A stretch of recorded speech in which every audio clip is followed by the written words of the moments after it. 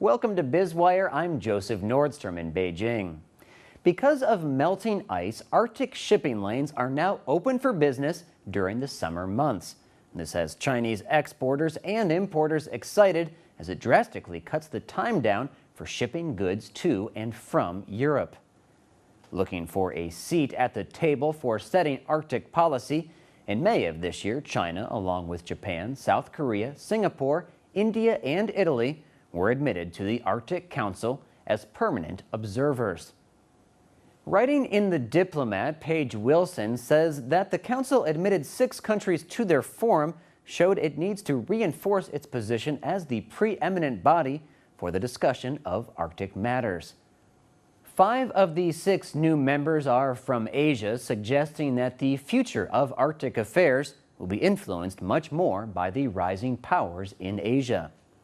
Increasingly long ice-free periods in the Northwest Passage and the Northern Sea Route due to the effects of climate change raise the prospect of a quicker and cheaper transit for East Asian products headed for Europe than that currently provided by the Strait of Malacca and the Suez Canal.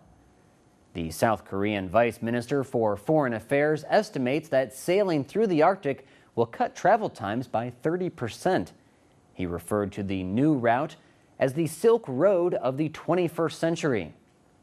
Wilson writes that the dangers associated with the traditional route through the Suez Canal, mainly piracy around the Horn of Africa, but also political uncertainty in Egypt, adds to the appeal of new Arctic shipping lanes. Wilson points out that another economic rationale underpinning Asia's interest in the region are for its resources. The U.S. Geological Survey has estimated that the Arctic contains 30% of the world's undiscovered reserves of natural gas and 13% of its undiscovered oil. Wilson says as global prices for these commodities remain high, there will be a strong incentive to explore recovery options despite the high cost and high risk involved in offshore drilling. It is more than just economics for both Asian and Arctic states that motivated the Council to admit the 5 new Asian observers.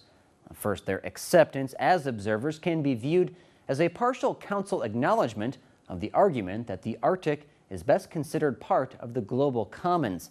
And of course, melting ice caps affect more countries than just the ones touching the Arctic.